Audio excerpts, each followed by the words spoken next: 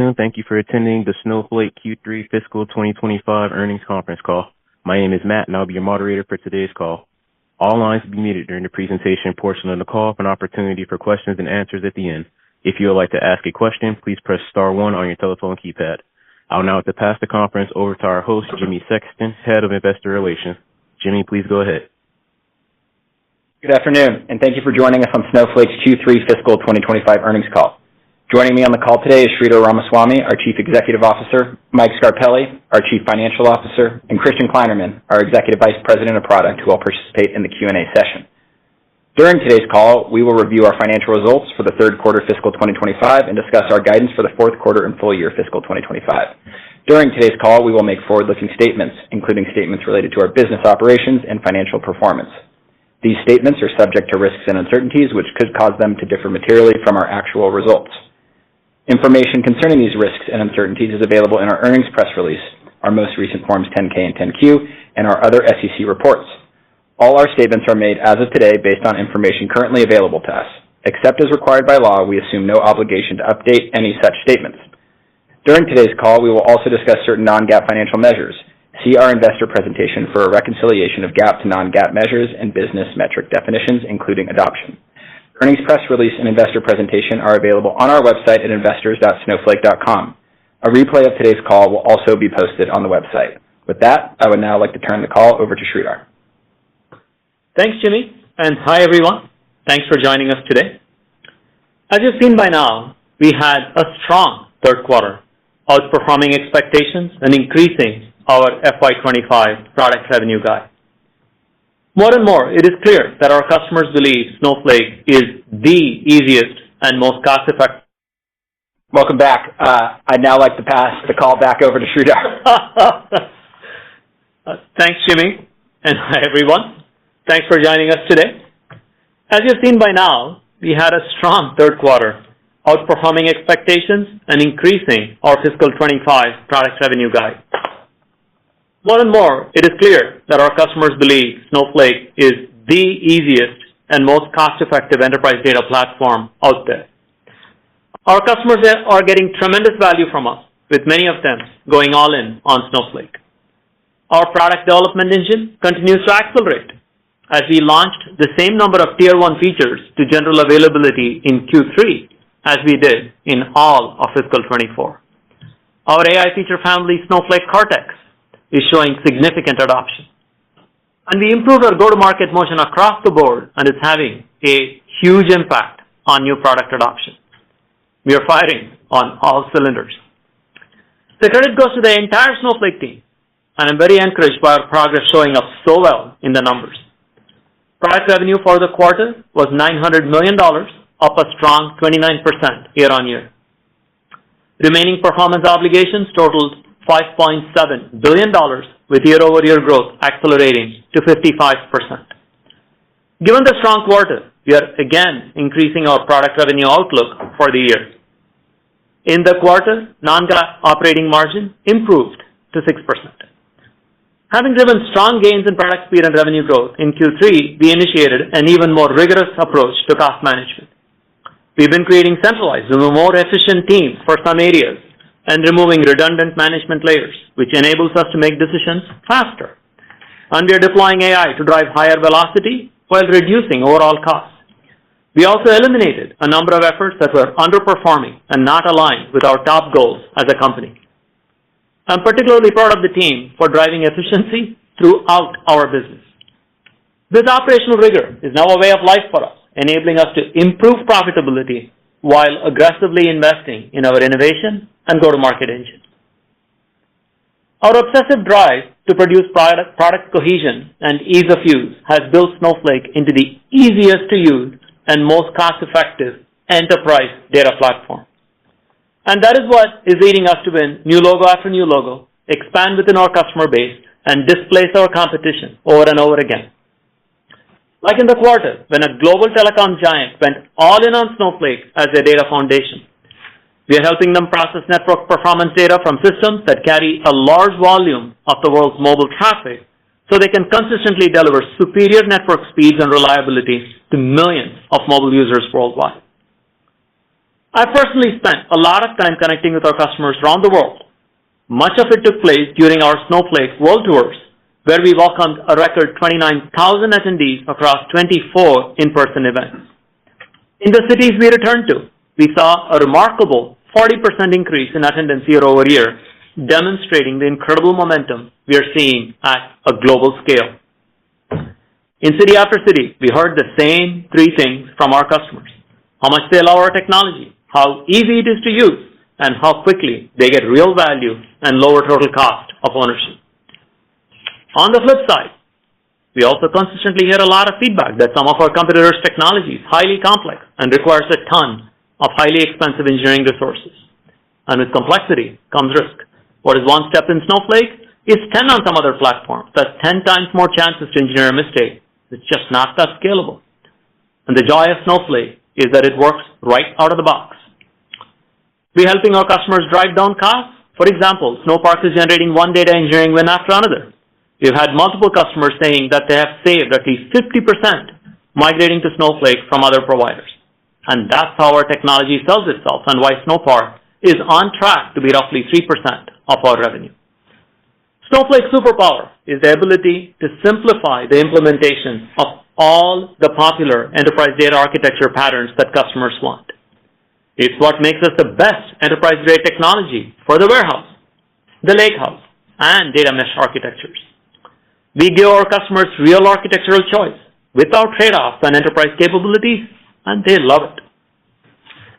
Warner Brothers Discovery uses Snowflake to unify data across their vast portfolio, including streaming, gaming, news, and studio divisions.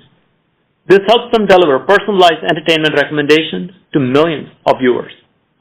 And global hotel chain Hyatt is using Snowflake to better understand guests' preferences across their properties, helping craft a more personalized stay for guests throughout their travel journey. And we are accelerating across the business. As I said, our foot's on the gas when it comes to product innovation. Just last week, we held our Build Developer Summit for more than 10,000 attendees worldwide. We made some key announcements in our core business, like the general availability of Unistore and internal marketplace, and cutting-edge AI innovations like Snowflake Intelligence, a platform to create data agents. Our AI adoption continues to be strong. As of the end of Q3, we have over 1,000 deployed use cases, which you can think of as individual projects we manage with our customers, of our AI and ML products in production deployments. More than 3,200 accounts are now using our AI and ML features. Equally exciting is the momentum that our latest data engineering features are seeing. Our push into interoperability and transforming data that previously would not have been addressed by Snowflake is proving to be a key differentiator with our customers. These features are now north of a $200 million run rate as of the end of Q3. We're also partnering with Microsoft and ServiceNow to increase data interoperability, making it easier for our customers to bring data in and out of Snowflake to build and run applications faster. As we launch new products like Unistore, Snowflake Open Catalog, and others, we are fine-tuning a go-to-market motion that brings together engineering, product, marketing, and sales to rapidly launch, test, iterate, and scale products. It is giving us a scalable way to broaden our footprint with our customers and also acquire new ones. Our product innovation is fueling alignment with our cloud infrastructure partners.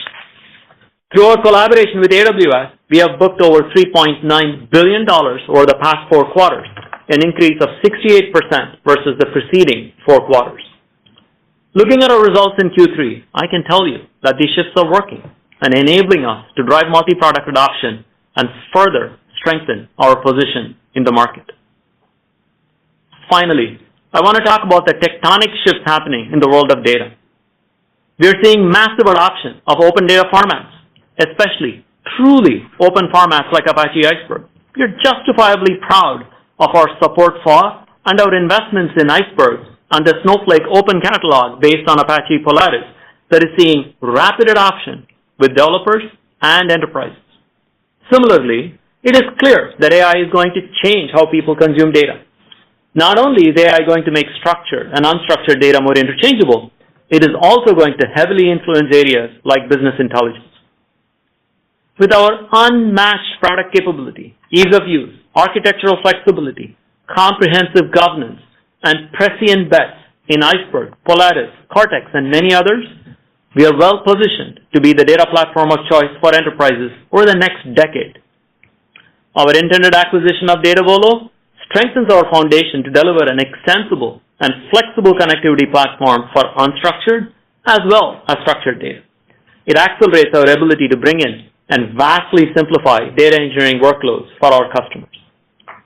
On the consumption side, the GA of Snowflake notebooks, as well as the success and adoption of products like Cortex AI, position us well to take advantage of the new capabilities that AI will enable us to create. As you've probably seen, we just announced a partnership with Anthropic to bring their most powerful models to our customers through Snowflake Cortex AI. This gives enterprises the choice to build cutting-edge AI applications using the model of their choice with the ease, built-in security, and governance of the Snowflake platform. The cost efficiency, flexibility, and extensibility we deliver are why iconic brands like Accor, Chipotle, Comcast, Hyatt, Kraft Heinz, NBC Universal, Sanofi, Toyota, and thousands more are betting their business on Snowflake.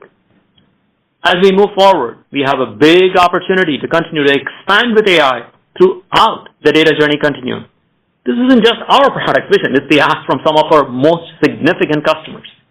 They see the ease of use and quality and savings we provide today and want us to expand further so they can reduce even more cost by Snowflake handling more and more of their data journey. We see a day when we can power the end-to-end data lifecycle for our customers, and that's our North Star. We come at this from a position of strength that we will continue to leverage. Our core long-term differentiation of an easy-to-use, simple, efficient, integrated product with comprehensive governance, cross-cloud consistency, and collaboration will continue to set us apart. This is exciting, and I look forward to sharing more and more of our progress along the way. With that, Mike, I'll turn it over to you. Thank you, Sridhar. Q3 was a quarter of strong execution across revenue, bookings, and margins. Growth in our core business outperformed. Net revenue retention rate stabilized at 127%. New product initiatives are beginning to contribute to growth. As Sridhar mentioned, Snowpark is well on track to represent 3% of product revenue and growing nicely. With approximately 500 accounts adopting Iceberg and storage remaining 11% of our consumption, we have seen minimal headwinds from customers moving to Iceberg. We believe our contribution from data engineering features like Snowpark, dynamic tables, connectors, and Snowpipe streaming will more than offset the potential loss of storage revenue. Bookings were strong in the quarter, and we are seeing large deal volume increase. We signed 3 $50 million plus total contract value deals, and we expect this momentum to continue in Q4. We added 18 Global 2000 customers in the quarter. Turning to margins for Q3, non-GAAP product gross margin of 76% stabilized sequentially. Non-GAAP operating margin of 6% exceeded our guidance, benefiting from revenue outperformance, efficiencies in R&D, and expenses related to our new Bay Area office space being pushed to Q4. Our non-GAAP adjusted free cash flow margin was 9%, driven by strong bookings. We continue to see approximately 80% of our customers paying us annually in advance. In Q3, we issued $1.15 billion in 0% convertible senior notes due in 2027 and $1.15 billion in 0% convertible senior notes due in 2029. Proceeds from the offering were used to pay for the cap calls and concurrent share repurchase. We expect to use the remaining proceeds to fund stock repurchases and potential acquisitions and for general corporate purposes. Year to date, we have used $1.9 billion to repurchase 14.8 million shares at a weighted average price per share of $130.87. We have $2 billion remaining on our authorization through March 2027. Our share count guidance does not include the impact from potential upcoming stock repurchases. We ended the quarter with $5 billion in cash equivalents, short-term and long-term investments. Now let's turn to guidance. For the fourth quarter, We expect product revenue between $906 and $911 million, representing 23% year-over-year growth. We are increasing our FY25 product revenue guidance. We now expect full-year product revenue of approximately $3.43 billion, representing 29% year-over-year growth. This includes contributions from our newer product features and product efficiency headwinds. We view product efficiencies as a normal part of our business, so we will not be breaking out those assumptions going forward. Turning to margins. In FY25, we are increasing our non-GAAP product gross margin guidance to 76%, our non-GAAP operating margin guidance to 5%. We expect approximately 26% non-GAAP adjusted free cash flow margin for the year. As Sridhar mentioned, we have gone through a rigorous process of evaluating our cost structure. We believe we can invest aggressively to address the large opportunity in front of us while also being more efficient.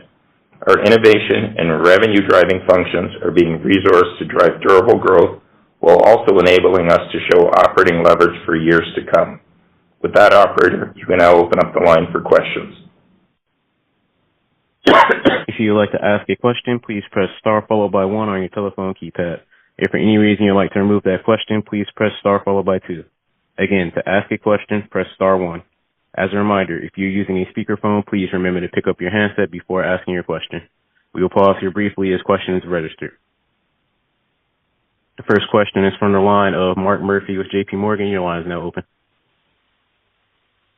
Thank you, Mike. It's impressive to see the strength here simultaneously in both the consumption revenue and the bookings, especially given the prioritization of consumption incentives this year. I'm curious to what you might attribute that, and specifically whether iceberg tables might have contributed at all, or whether Snowpark might have picked up in any meaningful way. Then I have a quick follow-up. I would say we're starting to see the positive benefit of Iceberg with a number of customers that are now bringing new workloads that are now being addressed by Snowflake in Iceberg tables. But I would just say it's broad-based demand across our customers. There's a few verticals that were very strong, technology, financial services, and healthcare, but it's really broad-based, and we are seeing the uptick, as Sridhar was mentioning, a lot of the data engineering stuff as well, too, and Snowpark is part of that.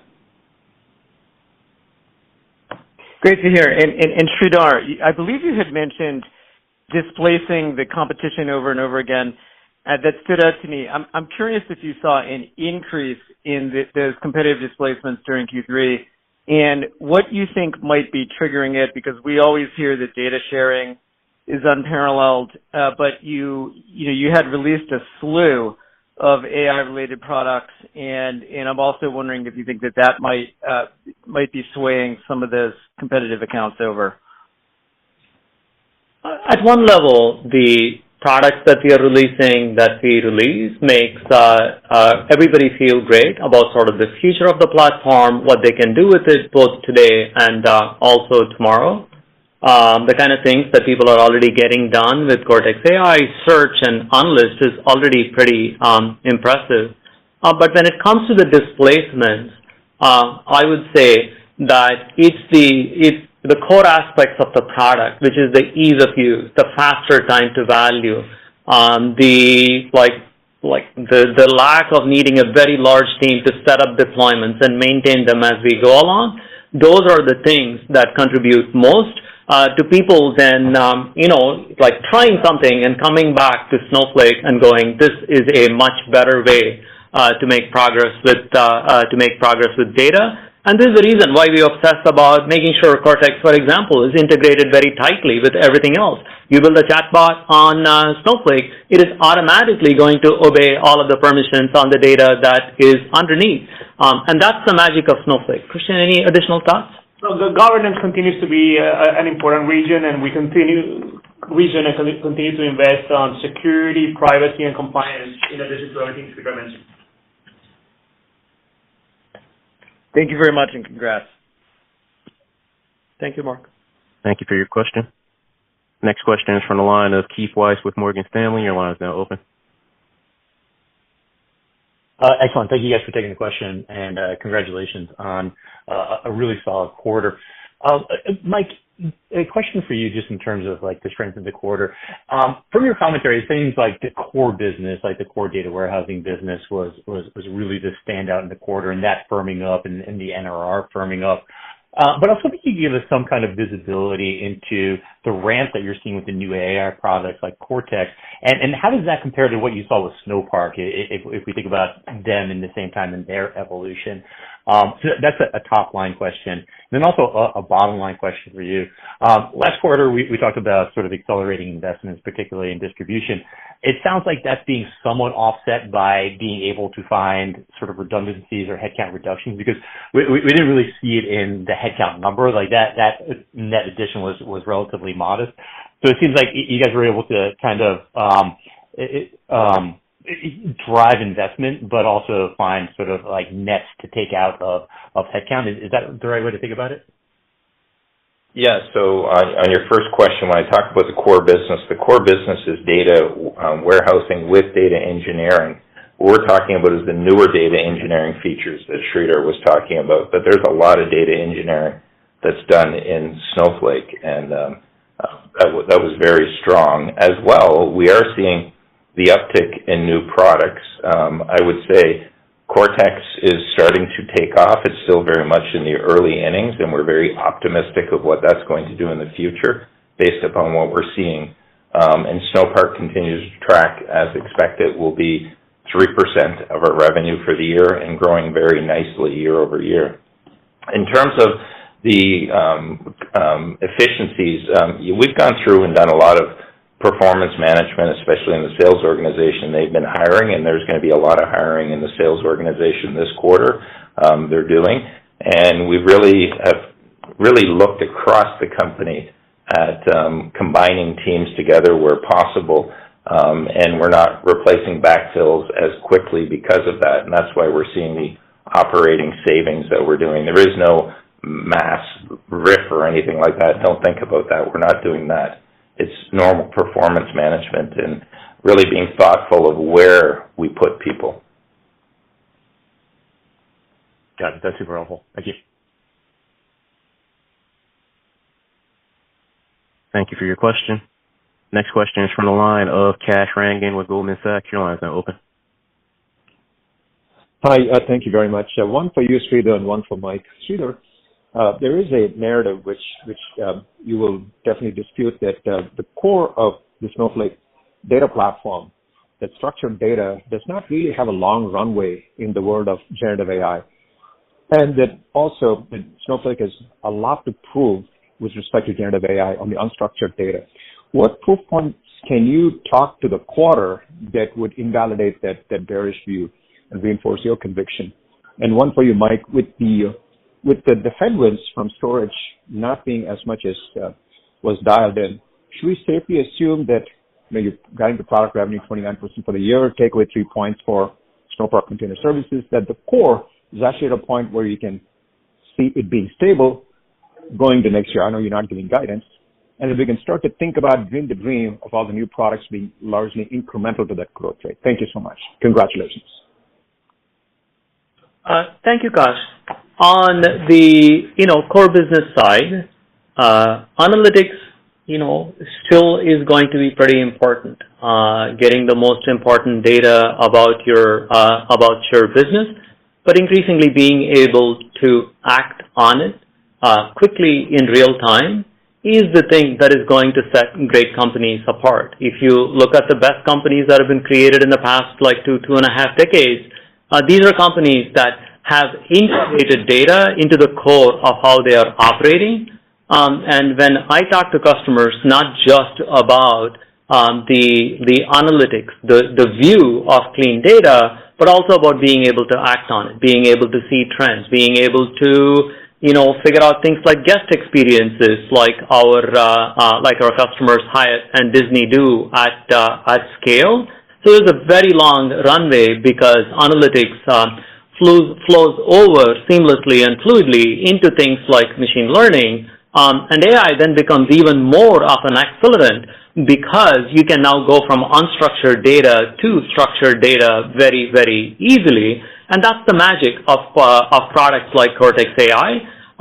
And the new things that we announced in Build, where you can bring multimodal models. Imagine a world in which you just write a SQL statement that goes to act on a PDF and produces a bunch of structured information out on the other side. It redefines what you and I think of as analytics because just a lot more can be done. And so that's the world that we are driving towards, and that's where investments in companies like Datavolo that bring even more data into Snowflake is exciting and empowering for us as a data platform. And then on the other side, when it comes to unstructured data or just AI applications, as I said in my remarks, we have over 1,000 deployed use cases. And in all of them, these are not toy deployments. We work with our customers. We make sure that they get value, from it. That's the first thing that I tell all our customers. AI needs to be a business accelerant. It's not a hobby. And the products that we have created, which do things like take trustability, the work that we are doing with the Truera acquisition, for example, that brings observability to how people create AI applications, are the ones that are creating rock-solid applications, and where increasingly the difference between structured and unstructured is going to be less and less meaningful as we go forward. I mean, in terms of examples, there are a ton of them. Siemens, Bayer, these are all folks, Zoom. These are all folks that have used our AI products, gotten immense value, and talked publicly about them. So I feel very good about where we are executing on that side. And Kash, on your question on the stability of the business, as I said, the core business is very stable and strong. We just had a very good quarter, but more importantly, our NRR has remained at 127% the last 2 quarters. We're guiding to 23%. I do want to remind you, Q4 has the most number of holidays in it, and there is some seasonality that we experience during that period of time. But our business is very strong, and I feel really good about next year right now where we're sitting. And why I say that is because we've really built a good muscle in our sales organization this year for really identifying new workloads that customers are going to move into production next year. And we have a very good backlog of those things that our salespeople are calling for next year, including Q4 as well. Great to see this turnaround. Thank you so much. Congrats. Thank you for your question. Next question is from the line of Raimo Lenschow with Barclays. Your line is now open. Hey, thank you. Sridhar, can you talk a little bit about the acquisition from today? Historically, you always said you wanted to do some ETL, but there's obviously quite a few ETL players in the market. How do you see that evolving between what you want to do, what the other players want to do, and what does it bring to Snowflake? And then I had a follow-up from Mike. I mean, first of all, these are all very, very, very large spaces. The overall vision, especially with the era interoperable data that's upon us, is we think that there is a very large opportunity for Snowflake to help our customers act on all of their data, not just the gold data that they used to put into Snowflake for analytics.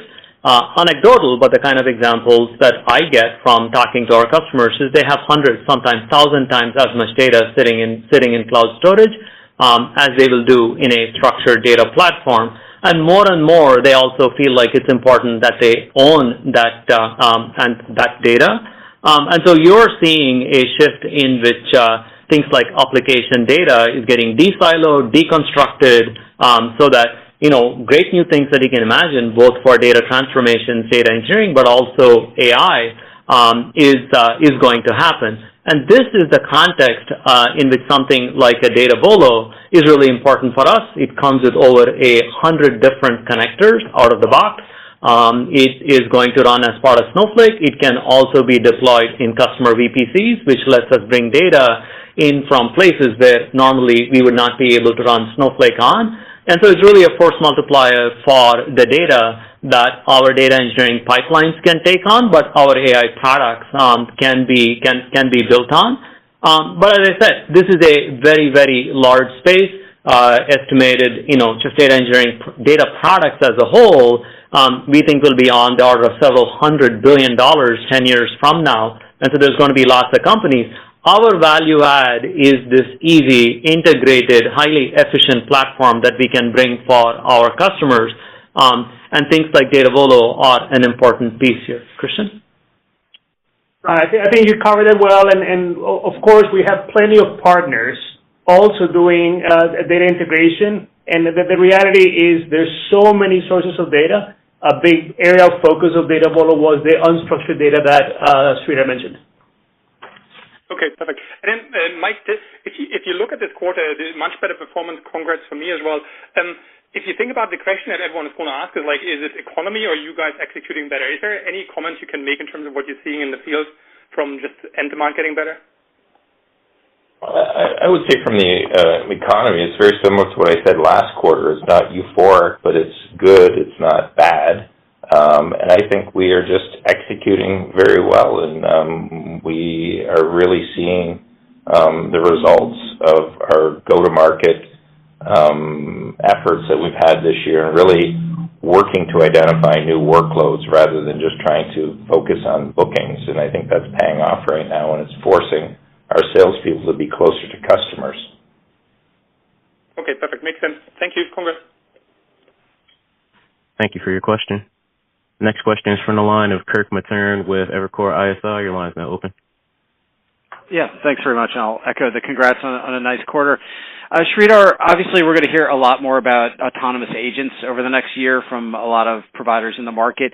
Can you just talk about what that means for consumption on Snowflake data platforms? Meaning it would seem that agents are going to be heavy consumers of data. Just kind of curious about how you think about that opportunity as this becomes a little bit more of a ubiquitous sort of topic. It's a good question, but I always focus on customer value. It's important because that will drive consumption. And so with the products that we have released, like Cortex Search, for example, you can build a pretty credible chatbot and play with it and use it at low frequency for something like $10. So our goal to make technology easy. Consumption is a consequence when there is broad use. Having said that, our AI investments have always had a very strong focus on trustworthiness, on reliability. In fact, the three things that I always talk about when I talk to our customers or our teams about AI is our AI is easy, it is efficient, and it is trusted. So this is what lets our customers create chatbots that can provide citations so they can be sure of the answers that they get. Similarly, with Cortex Analyst, we've been working on increasing the reliability so that when they get a structured answer to a question, they can actually be sure that it's the right answer. The cool thing about Snowflake Intelligent, especially in conjunction with our partnership with Anthropic, is it now provides the ability to tie all of these things together. So if you're a salesperson, instead of searching first in Drive to see, hey, what action item did you agree to after the last meeting, and then perhaps going to Snowflake to find what are consumption trends with a particular customer, and then maybe updating Salesforce, we look forward to a world in which actions like this can be done off of a single interface. And the natural consequence then is how do you turn this into a periodic task, something that is done on your behalf in the background, so that it can tell you if there is a problem. This is where things like anomaly detection, taking automated actions, becomes pretty interesting. But like we provide technology with a view towards what creates value. We feel very confident that you can think of agents as essentially the 21st century version of cron jobs that we all used to run. That's the real power that agents provide with a lot more sophistication. And it's an enabling value for our customers that we think we can be embedded even more deeply in their business. And absolutely, that will also drive a lot of consumption. A lot of our heavy AI consumption, by the way, comes from things like people being able to write a single SQL statement that can do sentiment detection or that can do summarization across a million pieces of customer feedback. Previously, that used to be like a little machine learning project that a team needed to do. At this point, that's a piece of SQL that someone out of college can write in 5 minutes. That's the utility that we get from it, and it's the same pattern with agents as well. That's really helpful. And Mike, just a really quick one. International is obviously a big opportunity for you. How do you feel like you're positioned, in sort of Europe and Asia Pac as you head into 25? Thanks again. I think we're positioned very well. Going into Europe, we've really been focused on the higher end of the market, and we're going to focus more on the mid-market in Europe. And APJ continues to grow very nicely. We're seeing strong growth in Japan in particular. We're starting to see stuff in India, Korea. Australia has always done very well for us, and New Zealand, believe it or not, is a very good market for a small market, but a very strong market for us. Fun fact, we power most of the government agencies in New Zealand, and they do way more sharing of data between each other than most of our U.S. government agencies do. Thank you all. Thank you for your question.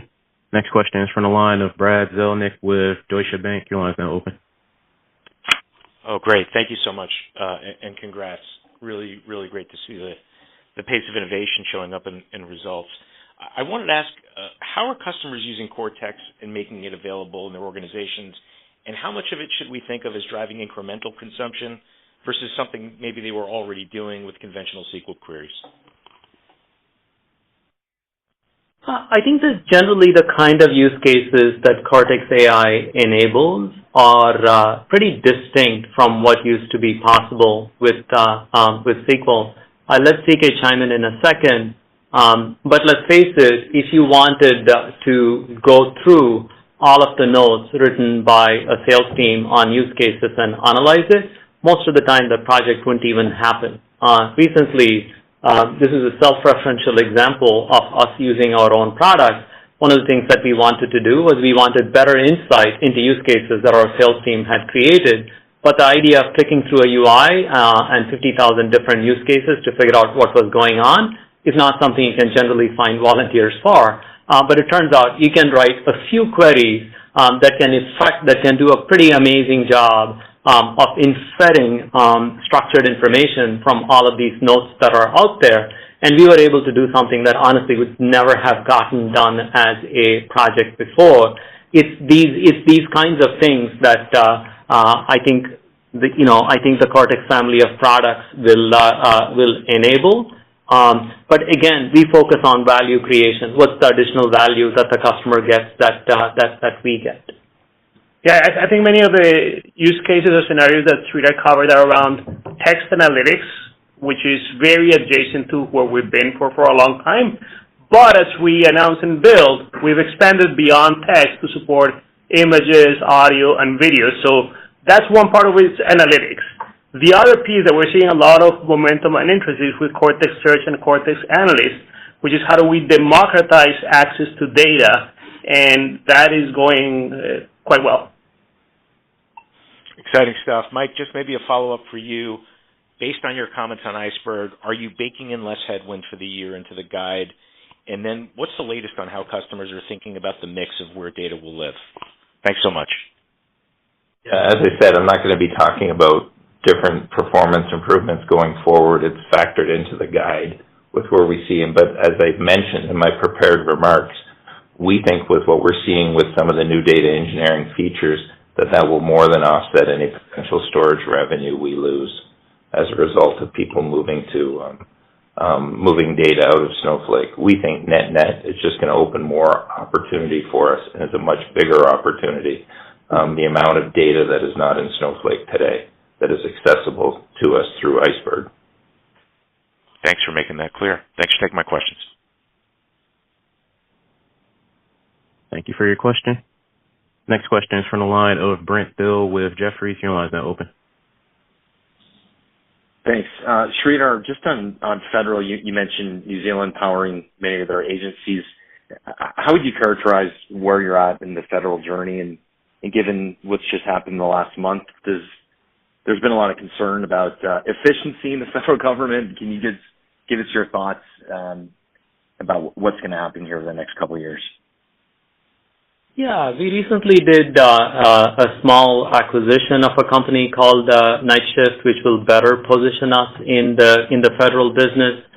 We continue to think of it as a pretty large opportunity for us, and I would even say that efficiency is actually good news for Snowflake in the sense that we are way better at processing huge amounts of data and letting customers, including the federal government, use it effectively.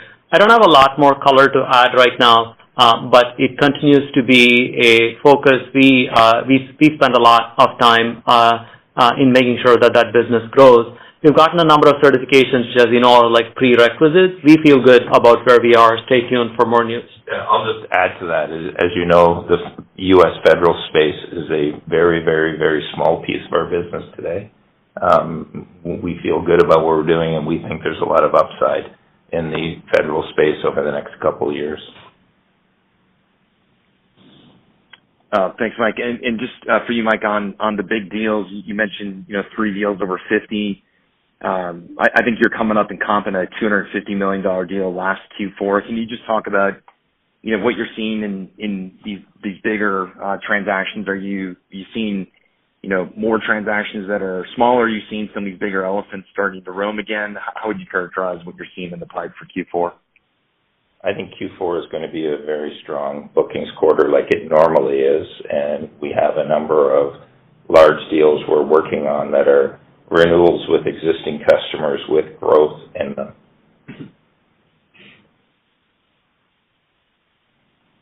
Great, thanks.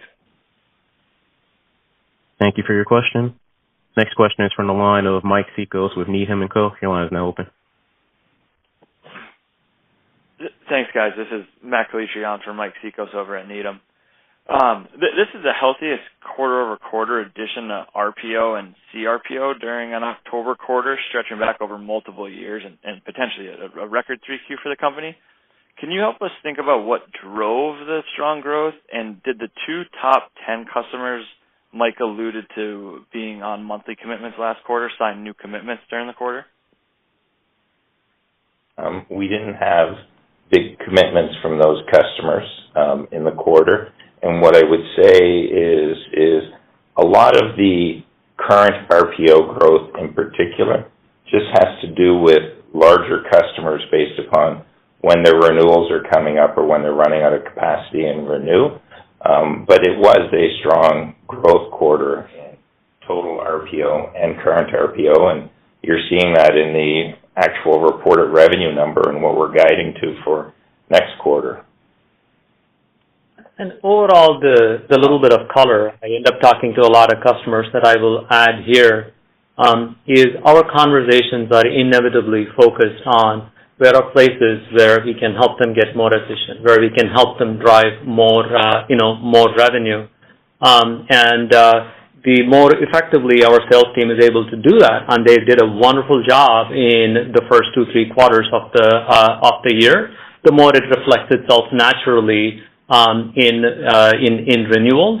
And so I would say that this is a consequence of the hard work that our sales teams are doing day in and day out to further the business of our customers. That's great to hear. And then the trend in sequential customer additions remains mixed. Given the go-to-market changes, when do you expect to begin to start showing an inflection here? Is that more of a FY26 event, or how are you thinking about that? In terms of net additions, I expect Q4 to be a good net addition quarter, and I think you'll see the fruits of our labor of what we've done this year flow into 2026. Awesome. Thanks so much, guys. Thank you for your question. Next question is from the line of Michael Turrin with Wells Fargo. Your line is now open.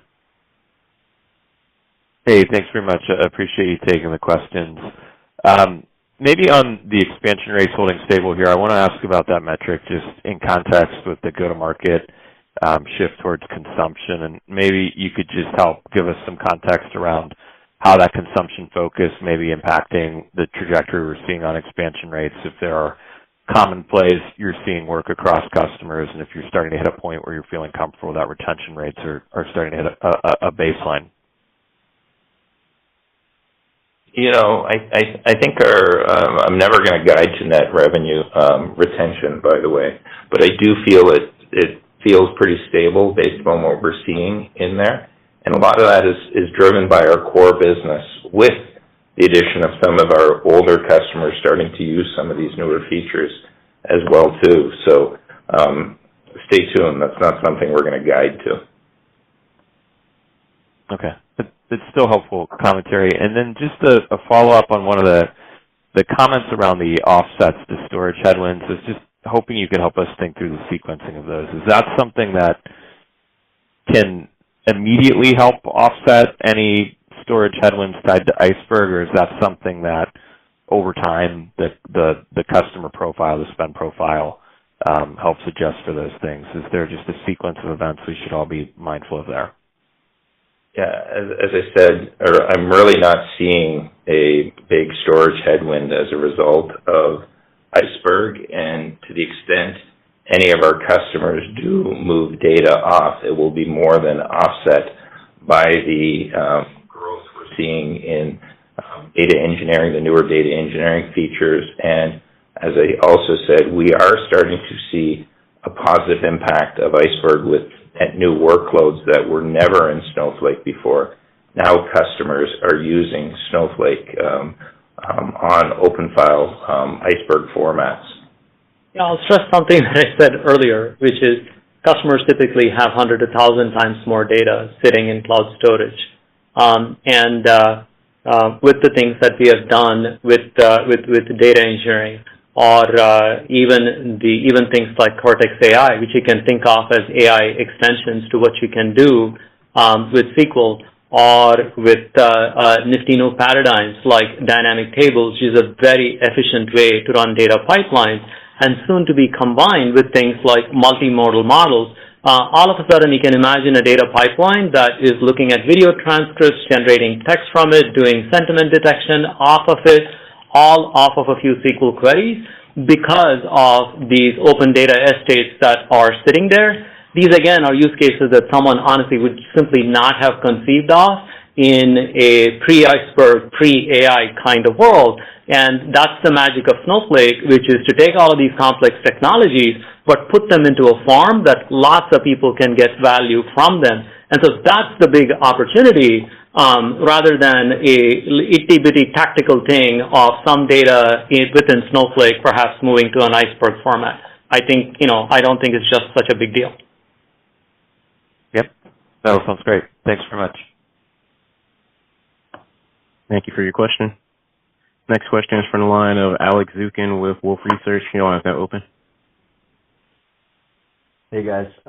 So maybe taking another stab at the Iceberg question. I guess maybe, Sridhar, if in terms of what you're seeing with some of the kind of first mover customers that are seeing an opportunity with Snowflake to kind of attack a much broader data estate, what are you seeing in terms of that data volume uplift, kind of that put and take from storage to incremental services that you're able to unlock?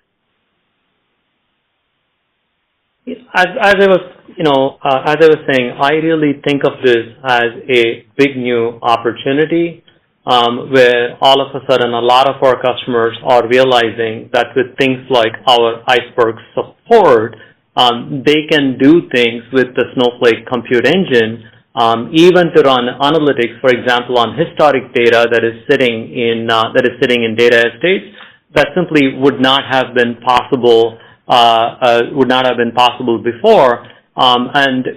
Those are the incremental use cases that we are seeing that flow into this category called data engineering, which we gave you some color on. And it's really the combination then of like Iceberg, but then AI features or data pipelining features like dynamic tables that combines to create new opportunities for us. Anything else to add, Christian? No, maybe what I would say is that the customer pattern is it's easier to say, I have data in Snowflake and it's working well. Let me try to use Snowflake against data that is already sitting in cloud storage. And those are the use cases that we're seeing prioritized first. And that's what we're seeing a large increase month over month on the amount of data that is being made available to Snowflake via Iceberg tables. That leads to additional consumption, and that is going ahead of any storage headwinds. Do you want to add a comment on how Polaris is important here? That's also a super interesting trend. At Summit, we introduced Polaris Catalog. Since then, we donated to the Apache Software Foundation. We let customers host it themselves. We also have a Snowflake hosted version, which is our Snowflake Open Catalog. And we are seeing very, very strong interest from organizations across the world on being able to rely on a truly open source catalog that makes more and more data available to Snowflake, but also while honoring the desire and the promise of being able to interoperate with other engines.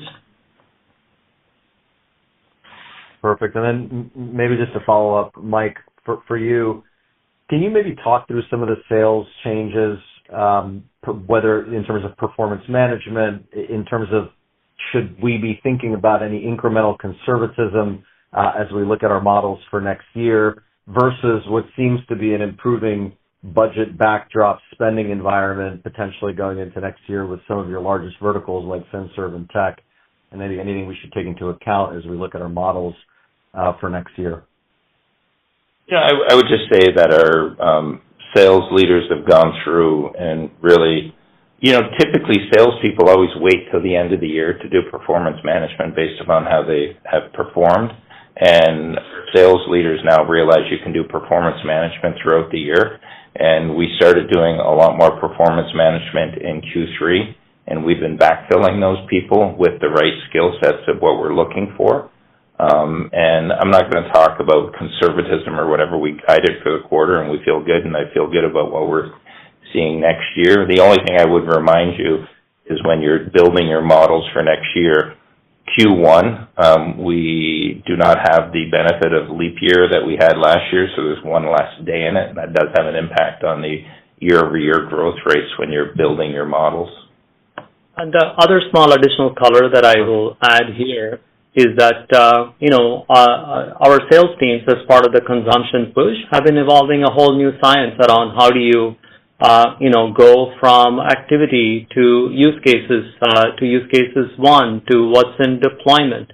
And this is the basis of things like the performance management. And I have to just give them enormous credit for their ability to just manage this process a lot more rationally. And it's being able to do that even shines the light on things like what are best-in-class techniques for driving the business forward. And part of you see that reflected in the results, and that's what makes me feel positive about how the team is operating. They've done a really wonderful job.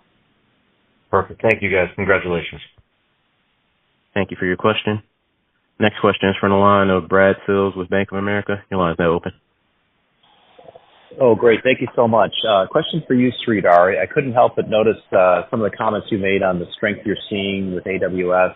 I'd love to get an update from you on kind of where the incremental focus has been on with the big hyperscaler partners and go-to-market. It seems to be having a real positive impact. That's right. As you know, we have a great relationship with AWS, but also with Azure. We work together. We work together a lot, and there's an excellent relationship, at the exec level, but also at the field level. It is absolutely the case that for example, that AWS plus Snowflake is a great solution, as is Azure plus Snowflake. I would say we have some, let's call it like, shoots of grass on our relationship with GCP in terms of what is possible there. We are working with that to make it happen. As I said, all of this is in the context of a data platform industry that is going to, be expanding pretty massively over the 10 years. So everybody sees the opportunity. But then it's a question of lining up every single team within multi-thousand person companies to collaborate effectively. And you should definitely expect to see more of that. I would add that an area of common ground with the hyperscalers has been this collaboration around Apache Iceberg as effectively the standard way to represent data so that we can interoperate. That's right. I mean, and they're all very excited about getting behind Iceberg, as is much of the industry, because the industry now realizes that this is a true standard that is controlled by no one. Unlike previous formats that were open in name only and controlled by a single company that could arbitrarily change its mind about what was open and what was closed, Iceberg is seen as the format. And, I dare say that Iceberg is the VHS and the old formats are the Betamax of formats. And we are very happy to see this because this is great for our customers and it's great for Snowflake. That's great to hear. Thanks, Sridhar. And then one for you, Mike, if I might. You've said in the past that the strength you're seeing this year on signings of new workloads and things like Snowpark and Cortex are going to lead to some consumption ramp heading into next year. We'd just love to get an update from you on how you see that ramp heading into next year, just given it sounds like you're seeing some real positive momentum on the new product side. Thank you. Well, I'm not going to guide for next year, but it is starting to be meaningful contributors to our revenue. The only thing we've called out in terms of dollars, and we called that at the beginning of the year, what we thought is Snowpark is well on track to be 3% of our revenue, but the newer things, dynamic tables, is really starting to take off, and that has an impact on consumption. I expect notebooks is going to be a meaningful thing for us for the data science persona, which is going to lead to more consumption in Snowflake and everything we've talked about Cortex. So stay tuned for our Q4 call when we'll give you more color on what we're seeing for next year with these new features in particular. Great. Thanks, Mike. Thank you for your question. We are now out of time for additional questions, so I will be passing the call back to Sridhar for any closing remarks. Thank you. Before we end the call, I want to leave you all with this. We have great momentum, and I couldn't be more proud of how we are executing day in and day out. Our growth rate at this scale is incredibly impressive, and we have our foot on the gas. Our core business is strong, and our new products are driving revenue growth. And our operational rigor is enabling us to drive growth and profitability for years to come. Thank you all for joining us. That concludes the conference call. Thank you for your participation. You may now disconnect your lines.